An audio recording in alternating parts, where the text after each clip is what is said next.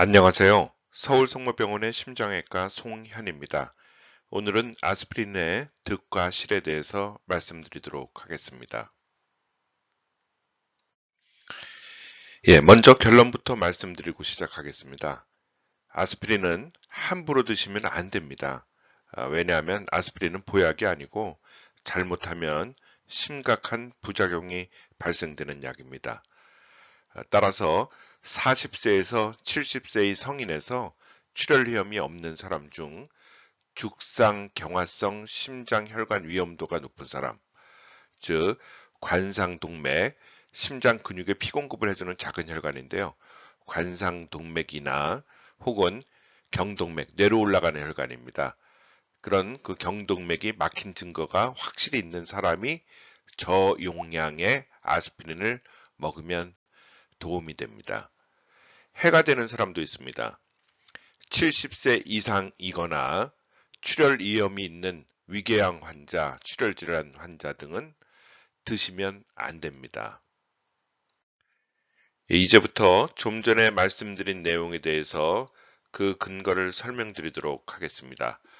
미국 심장학회 홈페이지, American Heart Association 심장학회의 그 홈페이지에 들어가면 질문창에 아스피린이란 검색어를 넣고 들어가도록 하겠습니다.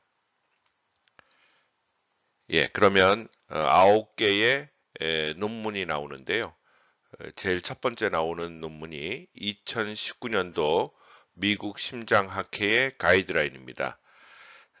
카디오 그러면 그 심장이고 바스큘라 그러면 혈관입니다. 그래서 카디오바스큘라 심혈관 질환의 프라이머리 프리벤션 예방에 대해서 가이드라인을 내놓고 있습니다.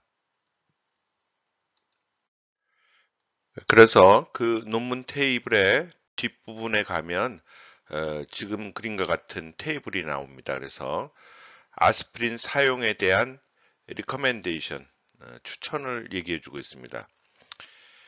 여기에 나온 클래스 오브 리커멘데이션이란 COR은 그 클래스 오브 리커멘데이션의 약자고 레벨 오브 에비던스 그거에 대한 증거에 대한 약자인데요.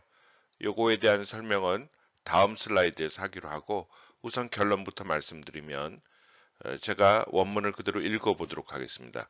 Low dose aspirin might be considered for the primary prevention of atherosclerotic cardiovascular disease.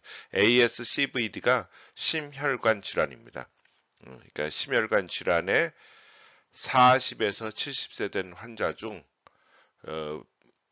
출혈의 위험이 없는 사람들은 might be considered, 그러니까 아스피린 쓰는 거를 고려해 볼 수도 있다 라는 표현이 있고, 두 번째, 세 번째 컬럼은 해롭다는 겁니다. 그래서 70세 이상의 환자들은 should not be, should not이니까 복용을 하면 안 된다고 얘기를 해주고 있죠. 그래서 70세 이상은 복용을 하면 안 되고, 또 블리딩, 그러니까 출혈의 위험이 있는 분들도 먹으면 안 된다고 얘기하고 있습니다.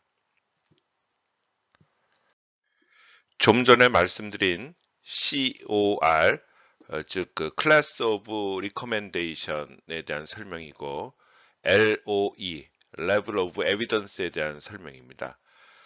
클래스를 1부터 3까지 놓고 있는데요. 1은 strong, 그러니까 한마디로 하면 recommend 꼭 해야 되는 겁니다.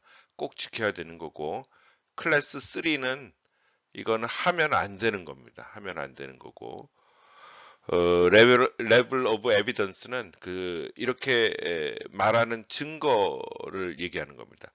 미국 심장학회에서는 전 세계에 나오는 굉장히 좋은 논문들을 모든 논문들을 추려서 그 과학적 근거를 여러 그 커미티에서 한마디로 가면 그 증거를 이야기를 할 수 있게 수집을 합니다. 그래서 증거에 대한 레벨을 정합니다. 그래서 레벨 A는 뭐 완벽한 과학적 근거가 있다는 증거가 있다는 얘기고요. 이제 C로 가면 클리니컬 익스피리언스가 많은, 그러니까 임상 경험이 많은 사람들이 이야기하는 내용입니다. 예, 그래서 클래스 1의 A가 되면 이거는 꼭 지켜야 되는 거고, 클래스 3의 A가 되면 이거는 꼭 하면 안 되는 겁니다. 이런 그 내용들을 나타내준 테이블입니다. 따라서 미국 심장학회의 가이드라인을 테이블을 다시 한번 살펴보면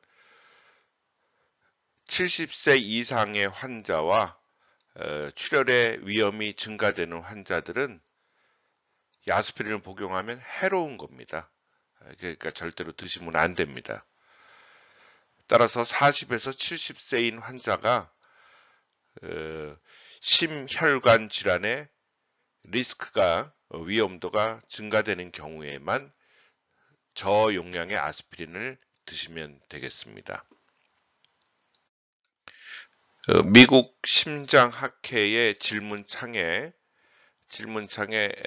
아테로스클레로틱 CVD, ASCVD가 심내혈관 질환의 위험도 캘큘레이터, ASCVD 리스크 캘큘레이터하고 질문창에 치면요, 다음과 같은 표가 나옵니다. 여기에 이제 제 거를 한번 적어보도록 하겠습니다. 58세의 민족은 아시안이고, 콜레스테롤은 180, LDL은 75, HDL이라는 콜레스테롤, 이게 그 LDL은 저밀도 콜레스테롤이고 HDL은 고밀도 콜레스테롤입니다. 각자의 역할은 좀 다르고 나중에 언제 설명드릴 기회가 있을 겁니다. 그리고 혈압은 시스톨릭 혈압, 그러니까 수축기 혈압이 125고 저는 현재 스타틴 약을 먹고 있습니다. 그리고 고혈압 약도 먹고 있습니다. 체크를 하고 당뇨는 아니고 담배는 안 피고 있습니다. 그리고 아스피린은 저는 안 먹고 있습니다. 그래서 이렇게 치고 나서 이게 그 calculate 계산을 해달라고 이 버튼을 누르면 다음과 같이 나옵니다. 6.4%라고 나오네요. 저는 그러니까 10년 후에 10년 내에 그 심내혈관 질환이 생길 확률이 6.4%라는 거죠. 그리고 요게 if risk enhancer, 그러니까 만약에 위험도를 높이는 요인이 존재한다면 리스크 인핸서가 왼쪽에 있습니다. 여기 리스크가 있으면 스타틴 테라피를 중등도로 그러니까 고지혈증 약을 중등도의 고지혈증 약을 써라라고 리커멘데이션을 해주고 있습니다. 예, 크게 보면 이렇게 되죠. 그래서 if risk enhancer가 있다면 moderate intense, 그러니까 스타틴이 이제 고지혈증 약입니다. 고지혈증 약의 그 강도를 조금 더 세게 하는 거를 디스커스 해라 이렇게 나오고 있습니다.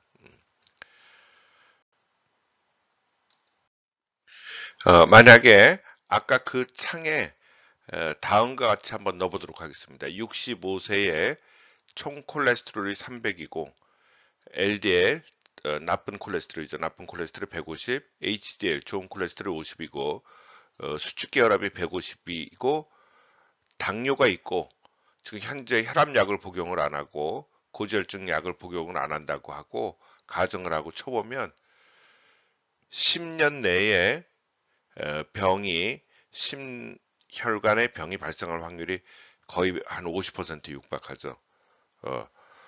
그래서 LDL 콜레스테롤을 50 이하로 낮추도록 하라고 얘기를 해주고 있습니다. 이 클래스 1에 대해서는 이렇게 나타내주고 있습니다. 여기에서 리뷰 인풋라는 버튼을 누르게 되면 다음과 같이 나옵니다. 보면 그 치료의 종류가 나오고 그래서 그 재측정된 만약에 이렇게 치료를 하면 위험도가 어떻게 된다라는 걸 얘기를 해주고 있습니다. 보면 만약에 혈압을 낮추는 약을 지금부터 복용을 하면 48.3%가 35.4%가 되는 거죠. 만약에 담배를 끊으면 48.3%가 36.3%로 낮아지게 됩니다. 이런 식으로 아까 그 리뷰 인풋이라는 버튼을 누르게 되면 어떤 치료를 하고 치료의 효과에 의해서 리스크는 어떻게 조절이 된다고 나와 있습니다. 그래서 담배도 끊고 혈압약도 복용을 하고 고지혈증 약을 먹고 아스피린을 먹으면 위험도가 48.3%에서 17.5%까지 낮아지게 되죠. 그런데 여기 보면 아스피린만 복용을 하는 경우가 있습니다. 아스피린만 복용을 하게 되면 48.3%가 43.5%로 약 한 5% 정도 떨어집니다. 생각보다 많이 떨어지지 않죠.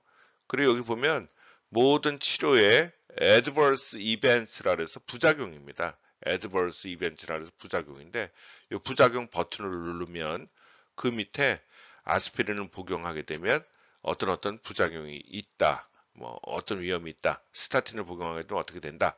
뭐 이런 그 이벤트에 대한 내용들이 들어 있습니다. 결론적으로 아스피린은 심장의 혈관의 병을 예방하는데 생각보다 그렇게 많은 큰 도움을 주지는 않은 것을 바로 우리는 알게 됩니다. 자, 그런데 우리는 왜 아스피린이 자꾸 그 심장 병에 도움이 된다고 이야기할까요? 자, 그래서 여기에 그 심장의 모형을 가져와 봤습니다. 심장을 보면 심장은 이렇게 근육입니다. 심장도 근육이라서 피공급을 받아야 됩니다. 이 피공급을 해주는 선이 이 빨간 선인데 이 빨간 선을 우리가 관상동맥이라고 부릅니다. 그 관은 임금의 관입니다. 그래서 임금의 관 모양으로 생겼다 그래서 관상동맥이라고 부르는데요. 이 관상동맥 하나를 내경을 이렇게 확대를 하면 오른쪽 그림과 같습니다. 요 왼쪽에 있는 요게 이제 깨끗한 혈관입니다. 깨끗한 혈관인데 오른쪽으로 갈수록 요 혈관의 내막 밑에 이렇게 기름덩어리 같은 게 노란 게 이렇게 차고 있죠. 노란 게 차고 있는데 노란 게 차니까 요 표면이 내피의 표면이 좀 이렇게 까칠까칠해지는 거죠. 한마디로 가면 까칠까칠해지니까 혈액이 이 혈관을 지나가다가 까칠까칠한 데서 혈소판이 활성화가 돼서 심장 안에 있는 혈관에 피딱지를 혈전을 만들게 됩니다. 자, 그러면 실제로 혈관은 꽉 막히지 않아도 어떤 때는 여기가 혈전으로 완전히 꽉 막히는 경우가 발생하게 되죠. 그러면 피가 혈관 안에서 이쪽으로 가지를 못하고 여기서 이제 블록이 되는 겁니다. 피 공급이 안 되면 심장의 근육이 어떻게 되겠습니까? 괴사가 오죠. 그 괴사가 오는 게 바로 심근경색이 되는 겁니다. 그래서 심장의 관상동맥에 병이 있을 때 지금처럼 혈전이 생기면 위험하게 되기 때문에 아스피린을 먹어서 혈전을 예방할 수 있으면 심장병에 도움이 되는 겁니다. 예, 그런데 혈전은 어떻게 생길까요?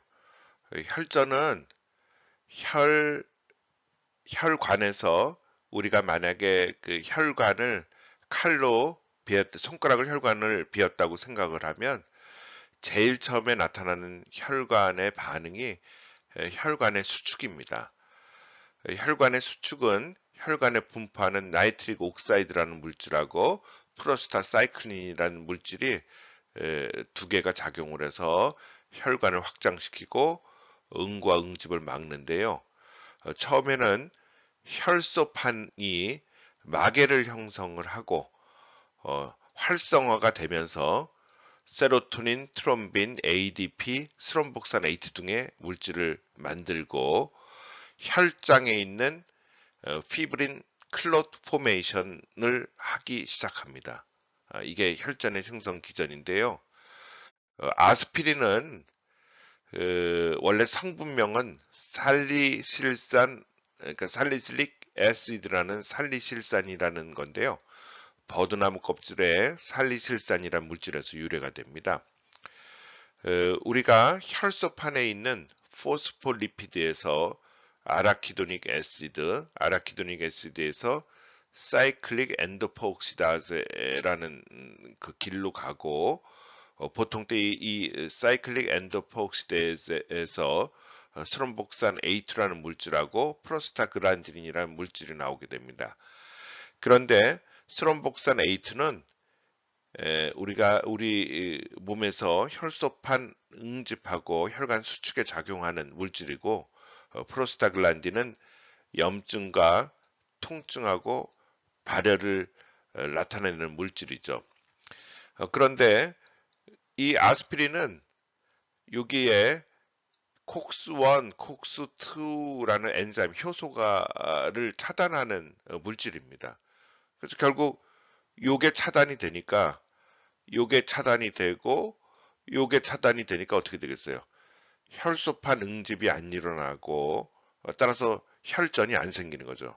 그리고 아스피린은 따라서 염증을 없애주고 통증을 줄여주고 열도 발생 안 시키는 거의 만병통치약 같은 약입니다.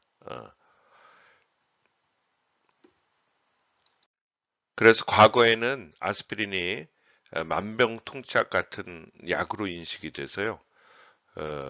미국 성인에서 한 40%의 일반인들이 저용량 아스피린을 복용하던 시절도 있었다고 합니다.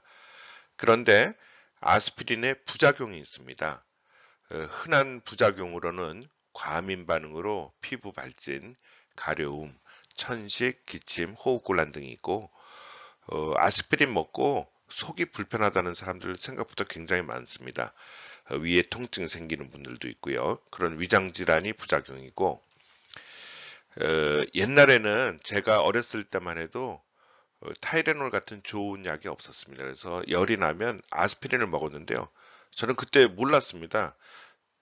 아스피린을 먹고 나면 귀에서 엥 소리가 들렸어요. 근데 저는 그게 제가 감기가 걸려서 윙 소리가 들리는 건 줄 알았는데 이명이 생기는 건 줄 알았는데 알고 보니까 그게 어른 용량을 아마 저희 어머니가 저한테 어린 소아한테 줘서 아스피린 때문에 생긴 이명이었는데 저는 어렸을 때 그게 열이 나서 귀에서 웨잉 소리가 나는 줄 알았습니다. 근데 그게 아스피린의 부작용이었습니다. 근데 이런 부작용은 아주 심하지는 않은데 큰 문제를 일으키는 건 아닌데 그 천식이나 기관지 경련이 일어나는 경우가 있고 제일 위험한 걸로는 뇌출혈이나 위장관 출혈 등 출혈이 발생되는 게 아스피린의 부작용이고 이런 것과 관계된 논문들이 많이 나오기 시작하면서 아스피린을 무작정 먹는 것이 도움이 안 된다는 것으로 과학적으로 밝혀지게 된 겁니다. 최근에는 아스피린을 복용하면 암도 꽤 예방할 수 있다라는 그런 뭐 긍정 효과가 있다는 논문들이 꽤 나오고 있습니다. 특히 대장암, 식도암, 위암, 간담도암, 췌장암 등 그 소화기계하고 관련된 암에서 그런 내용들이 있지만 제가 보기에는 아직 그 투약 용량하고 복용 기간 등도 설정이 돼 있지 않고요. 아직까지는 임상적 근거가 많지는 않습니다. 그리고 또 하나는 우리 확실하게 증거가 있는 심내혈관 질환에서도 그 부작용 때문에 최근에는 복용을 하지 않는 걸로 과학적 근거가 매겨지고 있는데요. 실제로 예방적인 암의 도움으로 우리가 아스피린을 복용하는 것이 정말로 득과 실의 그 밸런스를 생각했을 때 제가 보기에는 아직도 많은 검증이 필요하다는 것을 알 수가 있습니다. 따라서 우리들은 그렇게 이해하면 되겠습니다. 암을 줄여줄 수는 있지만 암 때문에 절대로 아스피린을 복용하면 아직까지는 안 된다고 생각하시면 됩니다. 제가 보고 있는 환자들은 95%가 다 대부분 아스피린을 먹거나 아스피린보다 센 와파린이라는 약을 복용하고 있습니다. 그래서 그 복용하는 약들 때문에 제가 임상적으로 몇 가지 기억나는 것이 있어서 말씀드리겠습니다. 이제 저는 외과 의사이기 때문에 관상동맥 우회술이라는 걸 시행을 하고, 관상동맥 우회술을 시행하면 모든 환자한테 아스피린을 복용합니다. 그런데 우연찮게 심장의 혈관에 병이 있는 환자들하고 뇌혈관에 병이 생기는 기전하고 똑같기 때문에 중풍이 생기는 환자들이 나이가 많아지면서 종종 있습니다. 그런데 아스피린을 제가 수술한 환자들이 복용을 하고 있으니까요. 중풍이 생기더라도 굉장히 조금만 발생합니다. 그래서 가끔가다 제가 환자분들한테 전화를 받습니다. 관상동맥 우회술 때문에 아스피린을 복용을 해서 중풍이 발생했는데 아주 살짝 지나갔다고, 감사하다고 저한테 그렇게 이야기를 합니다. 또 반대로 어떤 환자분들은 그런 경우 있습니다. 아스피린을 계속 복용하다가 어느 날 환자가 외래를 안 옵니다. 나중에 몇 개월, 원래 예정된 날짜보다 몇 개월 지나서 왔는데, 재회를 왔는데, 위장관에 출혈이 심해서 위를 잘라냈다고 이렇게 얘기를 합니다. 그것 때문에 자기가 죽을 뻔했다고 이렇게 얘기를 합니다. 어떤 환자들은 뇌출혈이 생겨서 응급실 오기도 하죠. 그런데 이런 경우가 사실은 제일 나쁩니다. 본인이 그냥 스스로 여러 가지 증상이나 뭐 이런 것 때문에 약 복용을 중단하는 경우가 있습니다. 제가 아는 어떤 환자인데요.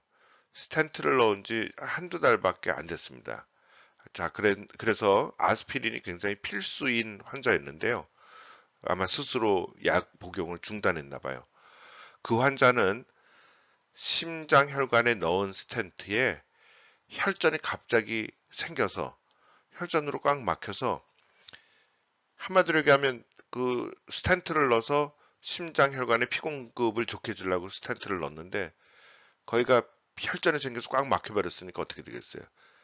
심근경색이 오고 결국 그걸로 사망하게 되죠.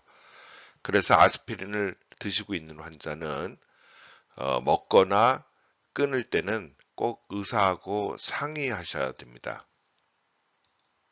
아스피린을 드시는 분들의 흔한 질문에 대해서 말씀드리도록 하겠습니다. 아스피린은 얼만큼 지속 시간이 얼마인가요? 이렇게 물어보시는 분들이 많습니다. 아스피린의 지속 시간은 혈소판의 수명을 생각하시면 되겠습니다. 혈소판은 보통 7일에서 10일 정도가 살아서 온몸에 피를 돌아다닌다고 합니다. 아스피린은 혈소판에 작용하는 거라서 아스피린은 7일에서 10일 정도가 지속 시간이라고 생각하면 됩니다. 따라서 아스피린을 예를 들어 치과 치료나 외과 수술이 필요한데 피가 많이 나야 되는 경우에는 아스피린 복용을 일주일 정도 끊고 치료를 하시면 됩니다. 자, 그런데 여기에서 치과 치료에도 종류가 여러 가지고 외과 치료에도 종류가 여러 가지입니다. 우리가 간단한 치료로 피가 별로 안 나는 치료를 할 때는 아스피린을 중단할 필요는 없습니다. 실제로 미국 심장학회에서도 간단한 치료는 아스피린을 중단하지 말라고 이야기를 하고 있습니다. 따라서 외과의 큰 수술이나 피가 아주 많이 날 때, 이런 때는 아스피린을 일주일 끊고 수술이나 시술을 하시면 되지만 보통 때는 끊지 않는 것이 좋습니다. 복용은 아침에 하는 게 좋습니까? 저녁에 하는 게 좋습니까? 이렇게 물어보는데 그거는 상관없습니다. 아까도 말씀드렸지만 혈소판이 7일에서 10일 살기 때문에 뭐 아침에 먹냐 저녁에 먹냐에 따라서 큰 차이가 나는 건 아니죠. 식후냐 식전이냐는 아스피린이 위장관에 조금 불편한 증상을 일으킬 수가 있기 때문에 식후에 먹는 게 보통 조금 더 도움이 된다고 이야기하지만 뭐 그것도 큰 상관은 없습니다.